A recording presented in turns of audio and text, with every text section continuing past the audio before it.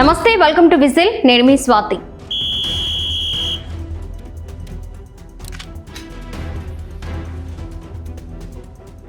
థియేటర్కు వెళ్లి సినిమా చూడాలంటే భయపడే పరిస్థితి. మధ్యతరగతి వారు కూడా ఇప్పుడు సినిమా చూసేందుకు థియేటర్లకు వెళ్లాలంటే కాస్త ఆలోచిస్తున్నారు. ఇద్దరు కలిసి సినిమాకు వెళితే జేబులో 2000 ఖర్చయిపోతున్నాయి.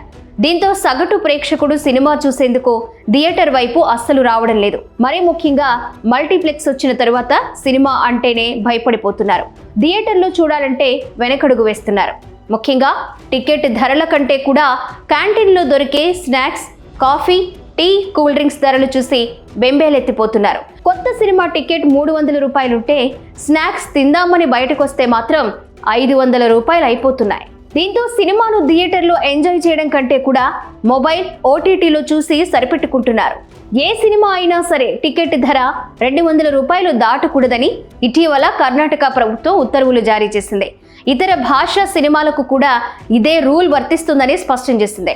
సాధారణంగా కొత్త సినిమా రిలీజ్ అవుతుంటే ఆ సినిమా బడ్జెట్, క్రేజ్ దృష్టిలో పెట్టుకుని టికెట్ ధరలు పెంచేలా ప్రభుత్వమే ఉత్తర్వులు జారీ చేస్తుంది. దీనివల్ల వారం 10 రోజుల్లోనే పెట్టిన పెట్టుబడి అంతా వెనక్కి వచ్చేస్తుందనేది నిర్మాతల భావన. అయితే ఈ ధరలు సామాన్యులకు ఏమాత్రం అందుబాటులో లేవనే విమర్శలు వెల్లువెత్తుతున్నాయి. ఇక బెనిఫిట్ షో పేరుతో ముందు రోజు రాత్రి షో వేస్తే దానికి ఏకంగా వేలల్లో టికెట్ ధరలు వసూలు చేస్తున్నారు. ఇక 4 సభ్యులున్న కుటుంబం సినిమాకు వస్తే మాత్రం టికెట్ ధరతో పాటు స్నాక్స్ పేరుతో నిలువు దోపిడీ చేస్తున్నారు. దీనిపై పదే పదే ఫిర్యాదులు రావడంతో టికెట్ ధరలపై కర్ణాటక ప్రభుత్వం నియంత్రణ విధించింది. కర్ణాటక ప్రభుత్వ నిర్ణయాన్ని తీవ్రంగా వ్యతిరేకించిన మల్టీప్లెక్స్ థియేటర్ల యాజమాన్యం సుప్రీంకోర్టును ఆశ్రయించింది. ప్రభుత్వ నిర్ణయం వల్ల తాము తీవ్రంగా నష్టపోతున్నట్లు పిటిషన్ దాఖలు చేసింది.